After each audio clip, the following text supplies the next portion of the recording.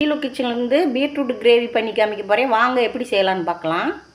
அதுக்கு வந்து நான் 1/4 கிலோ பீட்ரூட் வந்து பொடியாக நறுக்கி வச்சுருக்கேன். இந்த மாதிரி ஸ்லைஸில் இந்த அளவுக்கு நறுக்கணும், ரொம்பவும் பொடியாக நறுக்கக்கூடாது.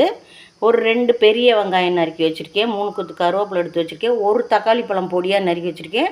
ஒரு பச்சை மிளகா 2ஆக உடச்சி வச்சுருக்கேன். இதுக்கு ஒரு 1/4 மூடி தேங்காய் துருவிட்டு கசகசா ஒரு ஸ்பூன் போட்டிருக்கேன். சோம்பு ஒரு ஸ்பூன் போட்டு நல்லா அரைச்சிட்டு வந்துடணும் மையா. இது தாளிப்புக்கு தேங்காய் எண்ணெய் ஊற்றிருக்கேன். சோம்பு கொஞ்சம் போடுறேன், 1/4 ஸ்பூனு. 2 கிராம்பு போட்டிருக்கேன். பட்டை 2 பீஸ் போட்டிருக்கேன். கொஞ்சோண்டு கல்பாசி போடுறேன், பொரியட்டும். நல்லா பொரிஞ்சிருச்சு. இப்போ இதோட நான் நறுக்கி வச்ச பெரிய வெங்காயமும் கருவேப்பிலையும் சேர்க்குறேன். நல்லா வதக்கிக்கிறேன். கண்ணாடி பதத்தில் வதங்கிருச்சு வெங்காயம். இதில் வந்து நான் 1 ஸ்பூன் இஞ்சி பூண்டு பேஸ்ட்டு பச்சை வாடை புரிய வதக்கிக்கிறேன். நல்லா வதங்கிருச்சு. தக்காளி சேர்க்குறேன். நான் நறுக்கி வச்ச பீட்ரூட்டையும் சேர்த்துக்கிறேன். இது நல்லா வதக்கிடுவோம் அந்த எண்ணெயில்.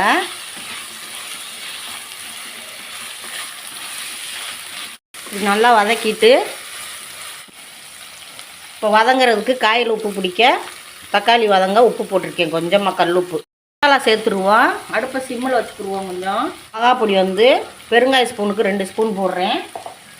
மல்லிப்பொடி அதேமாரி ஒரு 3 ஸ்பூன் போடுறேன். மஞ்சள் பொடி 1/2 ஸ்பூன் போட்டிருக்கேன். காஷ்மீர் சில்லி 1 ஸ்பூன் போட்டிருக்கேன். கரம் மசாலா 1 ஸ்பூன் போட்டிருக்கேன். இதெல்லாம் சேர்த்து நல்லா வதக்கிடுவோம். நம்ம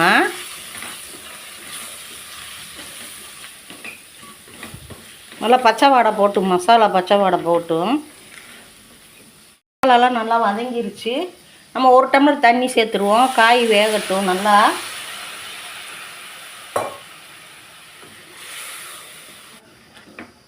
நல்லா கலக்கி விட்டுருவோம். அடியில் மசாலா எதுவும் பிடிக்காத அளவுக்கு.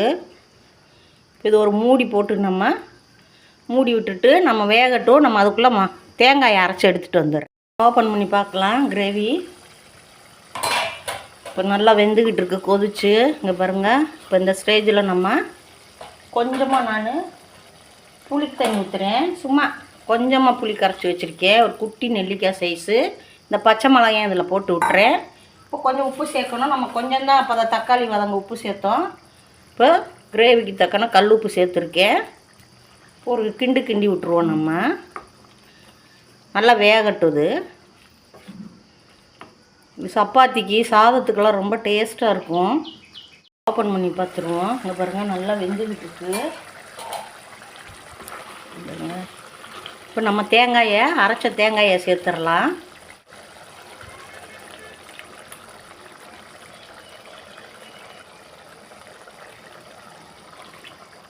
தண்ணி சேர்த்துருக்கேன். கிரேவி ஒரு கிண்டி விட்டுட்டு நம்ம மூடி வச்சிடலாம். கிரேவி வந்து பாருங்கள் எப்படி இருக்குன்னு. நல்லா சூப்பராக கிரேவி இதாகிடுச்சு, ரெடி ஆயிடுச்சு. இதில் நான் கொஞ்சோண்டு கஸ்தூரி மேத்தியை கசக்கி போட்டுக்கிறேன். பாருங்கள், கஸ்தூரி மேத்தி கசக்கி போட்டுறேன். இப்படி ரொம்ப ரிச்சாக இருக்கும். 1 ஸ்பூன் நெய் சேர்க்குறேன். கொத்தமல்லி இலையும் நான் சேர்த்துக்கிறேன். மேலாப்பில் போட்டுறேன். இப்போ அடுப்பு ஆஃப் பண்ணிவிட்டேன். பீட்ரூட் கிரேவி ரெடி ஆயிடுச்சு. இப்போ ஷீலு கிச்சன்லேருந்து பீட்ரூட் கிரேவி பண்ணி காமிச்சிருக்கேன். இது வந்து சாதத்துக்கு, சப்பாத்திக்கு சூப்பராக இருக்கும். தோசைக்கெல்லாம், நானுக்கெல்லாம். நீங்களும் இதேமாரி செஞ்சு பாருங்கள். இது ஒரு ஹோட்டல் ஸ்டைலில் தான் பண்ணியிருக்கேன் நான் கிரேவியை. ஷீலு கிச்சனுக்கு லைக் பண்ணுங்கள், ஷேர் பண்ணுங்கள், சப்போர்ட் பண்ணுங்கள். நன்றி.